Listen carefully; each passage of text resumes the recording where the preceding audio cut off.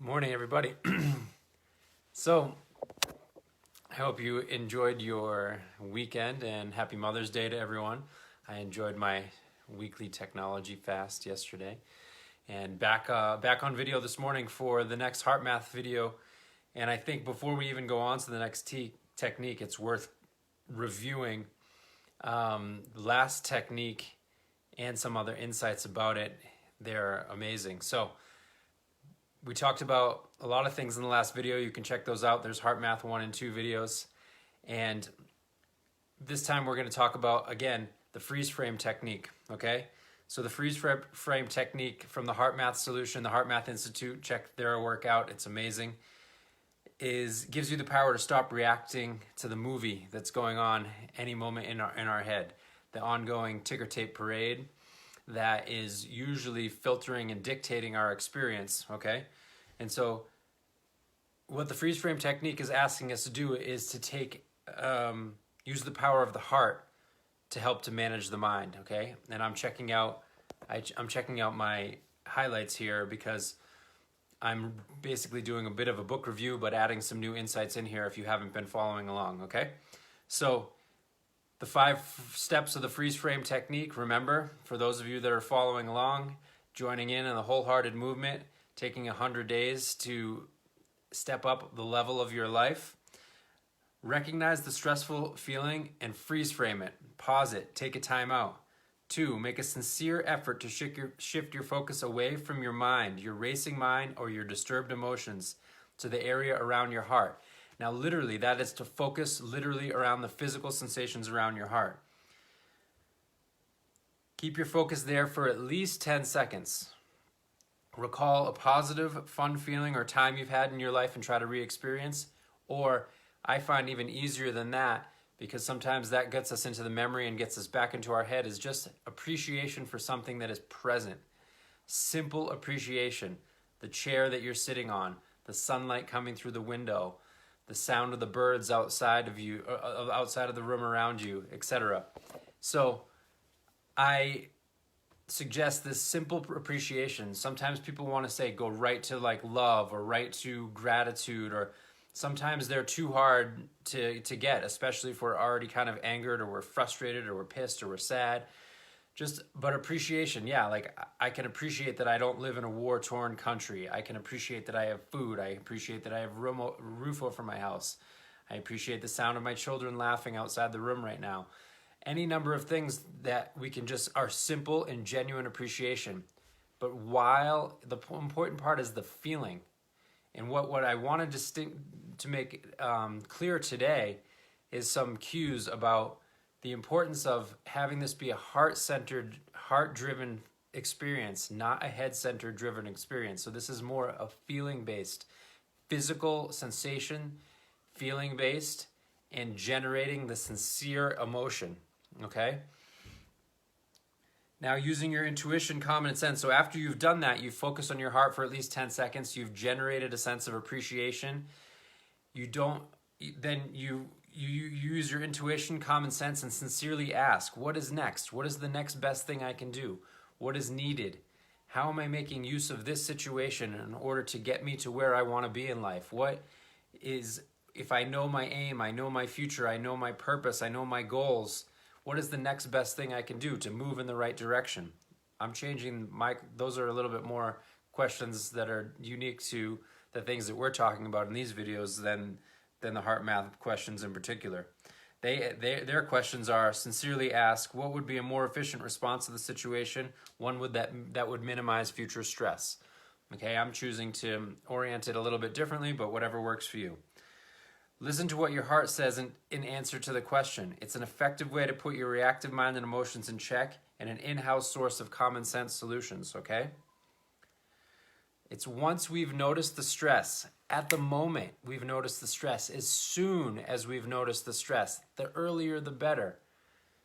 We must pause and take a time out, acknowledging that we need a new perspective and stepping back from the problem. This can be challenging when we're caught up. Typically, when we are upset, we feel right about the reasons why we're upset, and we have to be willing to ask ourselves, am I willing to be right Do I want to be right or do I want to be free? Do I want to be right or do I want to be happy? Do I want to be right or do I want to be healthy? Do I want to be right or do I want to be energized and vital? And so oftentimes we're justified or we're right. And sometimes we feel like we're right even when we're not, because that's because the negativity bias in our brain is only giving us the information that will rationalize and justify our version of the story. And so we have to step back from all that before we can actually sense in a real wisdom-based perspective whether or not our view of things is clear or is it clouded by our own emotions, our own past, our own judgments, our own beliefs, our own perceptions, our own assumptions. And we can't do that while we're in the head. We need to move down into the heart, move down into the body. We need to get our heart rhythms coherent and then allow our heart to entrain the rest of our experience. And that's what we're going to talk about more today. So we make a sincere effort to shift our focus away from the racing mind and disturbed emotions to the area around your heart. Pretend that you're breathing in and out of your heart as if like the breath is literally coming in and out of the heart area. Okay? What's important in this step is to experience the feeling, that sincere appreciation. This isn't just mental visualization, picturing something in our minds. And while you won't necessarily have crystal clear insights every single time, you'll gradually increase your capacity to arrive at convenient and practical, better solutions. Okay? So this isn't like this isn't like ignoring, this isn't denial, this isn't pushing away. This is actually getting into a place where our heart and our brain have better access to higher intelligence, creative intelligence, and actually leading us in a better direction. So this is much better for problem solving than it is when we're spinning about, oh no, in our reactive emotional states. Once the noise of your mind and emotions is quieted, you can hear what some call the still small voice. So the voice of our intuition only can be heard in the quiet, can only be heard when our mind is settled. Okay, otherwise we are perpetuating the busy mind's solution to things, which is based on the past, which is based on what we've already done. And if we're trying to have a change in our life, then the busy mind's solution to things isn't going to bring us the change that we're looking for. We need something different. We need something new. And that is going to arise from quiet and from the unknown in more of like an aha kind of way. It's kind of even surprising. It's creative. It's out of the box. Okay, and it's something different than we've already known. Okay, that's the whole point.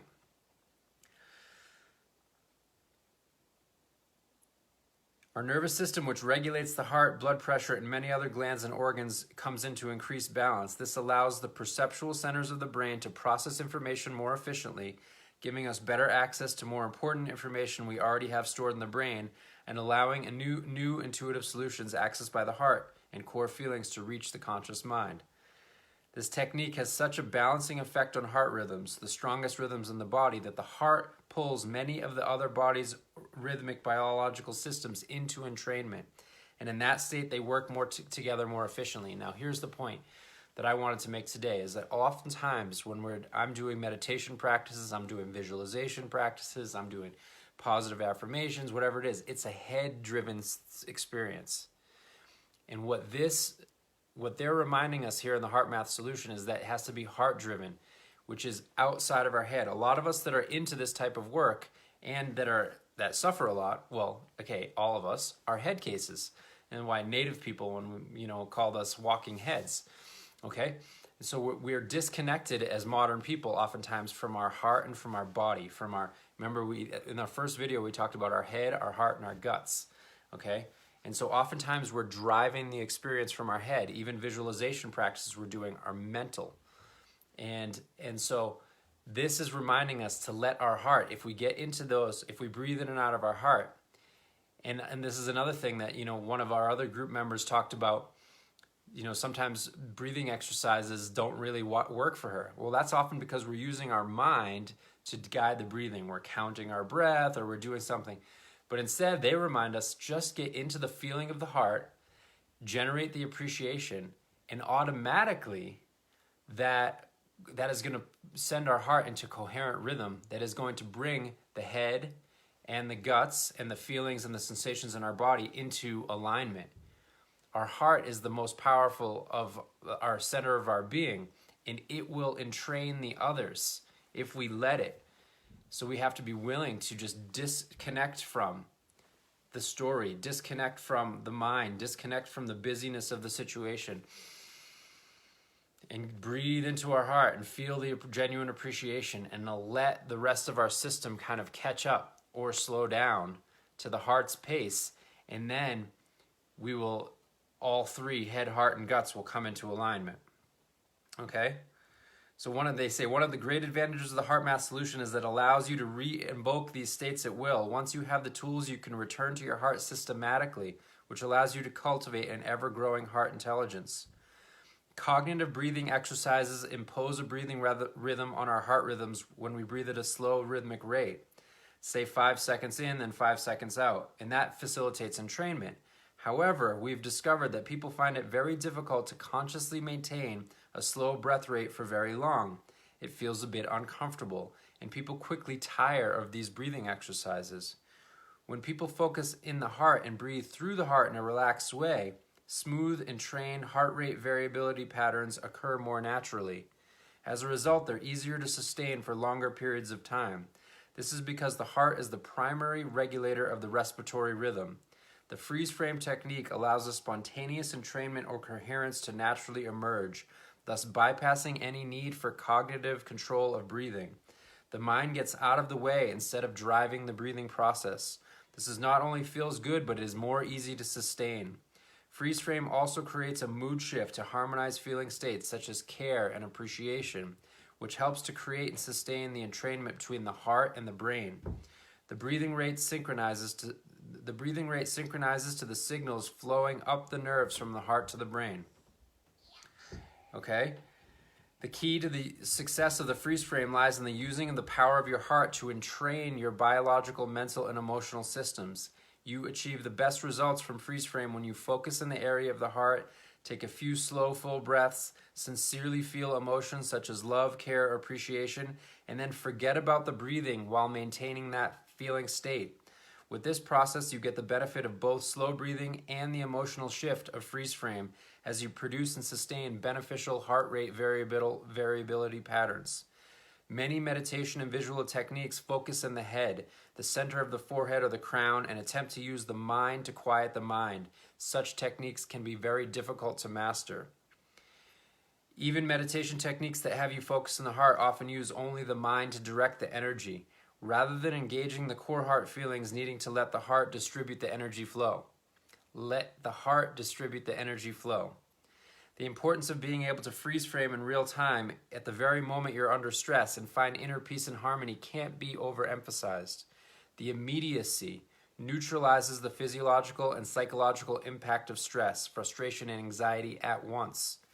It cuts off the drain on your nervous, hormonal, and immune systems that would have occurred if you'd allowed the stress response to run its course. When you pause to freeze frame and truly engage your heart, you get right back in balance, stopping stress in its tracks. Okay? Whatever techniques you practice, realize that the message of the heart becomes clearer when the mind is quiet.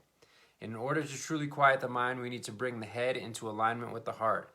The degree of heart you put into any health practice, whether diet, exercise, prayer, meditation, self-help, will be the degree of its effectiveness. This is a tool that can be added into anything and everything you're already doing. Don't underestimate the power of the neutral state. It saves energy and provides fertile ground for new insights to grow. So that is like what we're saying there is be willing to just hang out and not know. That is such a key thing. The willingness to hang out and not know. Your brain will keep throwing up the familiar solutions. If you ask yourself your brain something it can't not answer, ask yourself the question, what's your phone number, and boom, it spits it right out immediately, automatically. It never will resist that. Ask yourself, what's the solution to a problem that you have right now? Your brain doesn't know. Your brain doesn't know. Otherwise, it wouldn't be a problem. You'd already be acting on the solution. You'd already know the answer. Your brain doesn't know. Say you want to be more wealthy in your life. Well, ask yourself, how can I be more wealthy in my life? Well, your brain doesn't know. Up till now, doesn't know if you want to have a new change. So you have to be willing to hang out in the unknown and ask open-ended questions into the heart space. But that doesn't work unless it's in the fertile ground of positive emotion. So appreciation. Okay, what's next? What's needed? And I'm not struggling for an answer to those questions. I'm willing to let those questions be unknown. Planting seeds for the future, as we've talked about. Sorry, a little tickle in my throat. So, that's it. Have a great day. Today's virtue of the day, for those of you that are following along with that, is joy. The color is yellow and gold. So every time you see yellow or gold, you are reminding yourself to invoke joy, because what the heart math people are teaching us, what we're all talking about in these groups, is that we are in charge of our nervous system. We are the one generating our experience. We are being creative instead of reactive. So create a great day. Love you.